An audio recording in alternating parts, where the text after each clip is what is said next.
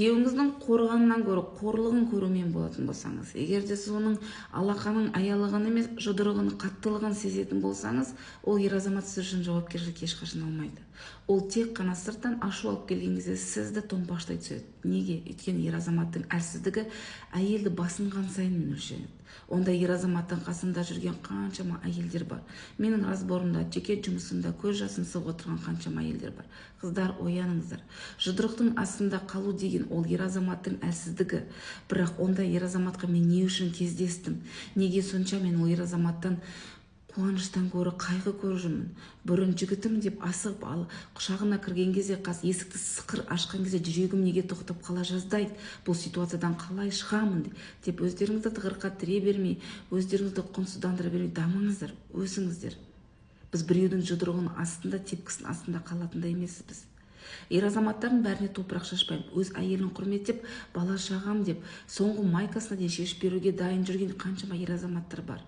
Түні бойы, күні бойы бала шағамның қарны тоқ болса екен, әйелім сыртқа төркіне қол алақан жаймаса екен деп жүрген ер азаматтар да көп. Ешкімнің мәртебесін төмендетейін деп жүрген жоқпын. Бірақ та егер де сіздің ер азаматыңыз сізді тепкінің астына салатын болса, сізді аямай ұратын болса, әр ашуды сенің кесірің деп жабатын болса, ол ер азаматтың төмендігі. Әйел ол кезде өз-өзіне қалай көмектесе алады? Қыздар, ең басында айту. Егер де сіздің денсаулығыңызға, өміріңізге қауіп төнетін болса, әрқашанда оны үнсіздікпен ұят болаттың астына тықпаңыз. Біріншіден.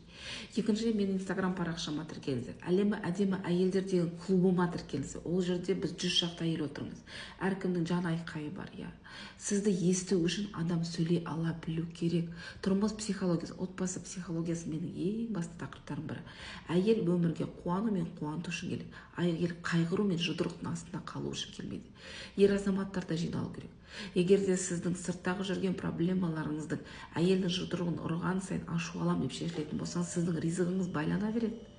Сіз әйеліңізді көтермесеңіз, әйеліңіздің мәртебесін жоғарылатпасаңыз, әйеліңіздің әлсіздігін пайдаланбай, керісінше оның әлсіздігін құрметтеп, менің әйелім деп махаббатпен төріңізде ұстамасаңыз, Алла тағала сіздің ризығыңызды көбейтпейді. Сондықтан да әйелімнің алдында ғана мықтымын деп өздерін ойлайтын ер азамат қоғамда өзінің орнын таппайды. Ұруды доғарыңыздар. Зомбырлықты қойыңыз. Неге оны айтамын? Өйткені мен разборымда, клубымда, жеке жұмысыма келіп жүрген көз жасы толған қыздарды көремін. Күнде. Сыйласымды. Отбасы ол бақыт алатын жер емес, отбасы ол бақыт таситын жер. Сол үшін ер азаматты әйелде қазірден бастап оян, мен не істеп жатырмын деген сұраққа жауап беру керек. Отбасы ол тыныштық ортасы. Сол тыныштыққа жетудің